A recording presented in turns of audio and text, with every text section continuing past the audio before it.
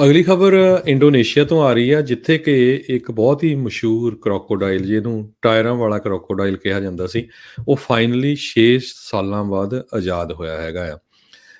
ਕਹਿੰਦੇ ਪਈ 13.12 ਫੁੱਟ ਲੰਮਾ ਕ੍ਰੋਕੋਡਾਈਲ, ਇਹਦੇ ਜਿਹੜੀ ਗਰਦਨ ਆ ਉਹਦੇ ਵਿੱਚ ਮੋਟਰਸਾਈਕਲ ਦਾ ਟਾਇਰ 6 ਸਾਲ ਪਹਿਲਾਂ ਫਸ ਗਿਆ ਸੀ। ਤੇ ਬਹੁਤ ਸਾਰੇ ਲੋਕਾਂ ਨੇ ਕੋਸ਼ਿਸ਼ ਕੀਤੀ ਇਸ ਨੂੰ ਫੜ ਕੇ ਉਹ ਕੱਢਿਆ ਜਾ ਸਕੇ, ਕਿਉਂਕਿ ਜਿੱਦਾਂ ਜਿੱਦਾਂ ਇਹਦਾ ਸਾਈਜ਼ ਵਧਣਾ ਸੀ ਤੇ ਉਹ ਚੋਕ ਹੋ ਸਕਦਾ ਸੀ, ਉਹਦੀ ਮੌਤ ਹੋ ਸਕਦੀ ਸੀ। ਈਵਨ ਆਸਟ੍ਰੇਲੀਆ ਦੇ ਕੁਛ ਲੋਕ ਜਿਹੜੇ ਐਕਸਪਰਟਸ ਹੈਗੇ ਆ ਕ੍ਰੋਕੋਡਾਈਲ ਦੇ ਉੱਤੇ, ਉਹਨਾਂ ਨੇ ਕੋਸ਼ਿਸ਼ ਕੀਤੀ ਇਸ ਨੂੰ ਫੜਨ ਦੀ, ਪਰ ਉਹ ਫੜਨ ਦੇ ਵਿੱਚ ਕਾਮਯਾਬ ਨਾ ਹੋਏ। ਤੇ ਫਾਈਨਲੀ ਇੱਕ ਲੋਕਲ ਰੈਜ਼ੀਡੈਂਟ ਇੰਡੋਨੇਸ਼ੀਆ ਦਾ, ਜਿਸ ਦਾ ਨਾਮ ਟਿੱਲੀ ਕਰਕੇ ਦੱਸਿਆ ਗਿਆ, 35 ਸਾਲਾਂ ਦਾ, ਕਹਿੰਦੇ ਵੀ ਮੈਂ ਖੁਦ ਇਸ ਕ੍ਰੋਕੋਡਾਈਲ ਨੂੰ ਫੜ ਲਿਆ। ਤੇ ਮੈਂ ਲੋਕਾਂ ਦੀ ਵੀ ਕਹਿੰਦੇ ਹੈਲਪ ਮੰਗੀ, ਤੇ ਲੋਕ ਮੇਰੇ ਨਾਲ ਮਜ਼ਾਕ ਕਰਦੇ ਰਿਹਾ ਵੀ ਇਹ ਤਾਂ ਐਵੇਂ ਹੀ ਮਾਰਦਾ, ਇਹਦੇ ਤੋਂ ਕਿੱਥੋਂ ਹੋ ਜਾਣਾ, ਵੀ ਜੇ ਆਸਟ੍ਰੇਲੀਆ ਦੀ ਐਡੀ ਵੱਡੀਆਂ ਕੰਪਨੀਆਂ ਨਹੀਂ ਉਹਨਾਂ ਨੂੰ ਫੜ ਸਕੀਆਂ ਕ੍ਰੋਕੋਡਾਈਲ ਨੂੰ, ਤੇ ਇਹ ਕਿਸ ਤਰ੍ਹਾਂ ਕਰੂਗਾ। ਕਹਿੰਦਾ ਵੀ ਮੈਂ ਇੱਕ ਬੇਸਿਕ ਟਰੈਪ ਸੈਟਅਪ ਕਰ ਦਿੱਤਾ, ਇੱਕ ਰੱਸੀ ਦੇ ਨਾਲ,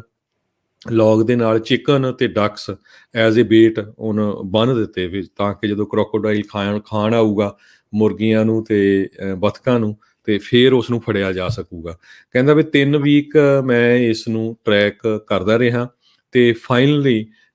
ਤੀਸਰੇ ਹਫ਼ਤੇ ਉਹਨੂੰ ਜਾ ਕੇ ਉਹ ਫੜਨ ਦੇ ਵਿੱਚ ਕਾਮਯਾਬ ਹੋ ਗਿਆ। ਅਤੇ ਉਸ ਤੋਂ ਬਾਅਦ ਇੱਕ ਸਾਹ ਦੇ ਨਾਲ, ਆਰੇ ਦੇ ਨਾਲ, ਉਸਨੇ ਉਹ ਜਿਹੜਾ ਟਾਇਰ ਸੀ ਮੋਟਰਸਾਈਕਲ ਦਾ ਇਸ ਕ੍ਰੋਕੋਡਾਈਲ ਦੀ ਗਰਦਨ ਦੇ ਵਿੱਚ 6 ਸਾਲਾਂ ਤੋਂ ਉਸ ਨੂੰ ਰਿਮੂਵ ਕਰ ਦਿੱਤਾ, ਅਤੇ ਬਾਅਦ ਦੇ ਵਿੱਚ ਉਸ ਨੂੰ ਛੱਡ ਵੀ ਦਿੱਤਾ ਗਿਆ ਹੈਗਾ ਆ ਸਮੁੰਦਰ ਦੇ ਵਿੱਚ।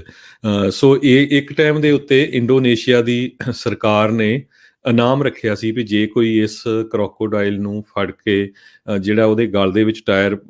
ਫਸਿਆ ਹੋਇਆ ਉਹਨੂੰ ਰਿਮੂਵ ਕਰਦੇ ਅਤੇ ਉਸ ਨੂੰ ਇਨਾਮ ਦਿੱਤਾ ਜਾਊਗਾ। ਸੋ ਇਹ ਮਿਸਟਰ ਟਿੱਲੀ ਜਿਹੜਾ ਇਹ ਕਹਿੰਦਾ ਵੀ ਮੈਂ ਦੇਖ ਨਹੀਂ ਸਕਦਾ ਸੀ ਵੀ ਇੱਕ ਜਾਨਵਰ ਇੰਨੀ ਬੁਰੀ ਤਰ੍ਹਾਂ ਜ਼ਖਮੀ ਹੋ ਰਿਹਾ ਹੈਗਾ। ਕਹਿੰਦੇ ਵੀ ਜੇ ਈਵਨ ਸੱਪ ਵੀ ਹੁੰਦਾ ਤਾਂ ਵੀ ਮੈਂ ਉਸ ਦੀ ਹੈਲਪ ਕਰਦਾ। ਸੋ ਇਹ ਮਿਸਟਰ ਟਿੱਲੀ ਕੋਈ ਸਾਇੰਟਿਸਟ ਨਹੀਂ ਹੈਗਾ, ਪਰ ਕਹਿੰਦੇ ਵੀ ਵਾਈਲਡ ਲਾਈਫ ਐਕਸਪਰਟ ਬਣਿਆ ਆਪਣੇ ਆਪ ਪੜ੍ਹ ਕੇ। ਸੋ ਇਹ ਜਿਹੜਾ ਰਿਪਟਾਈਲ ਸੀ, ਕ੍ਰੋਕੋਡਾਈਲ ਸੀ, ਇਹਨੂੰ ਲੋਕਲ ਲੋਕਾਂ ਨੇ ਇਹਦਾ ਨਾਂ ਬੁਆਇਆ ਕਾਲੁੰਗ ਵੈਨ,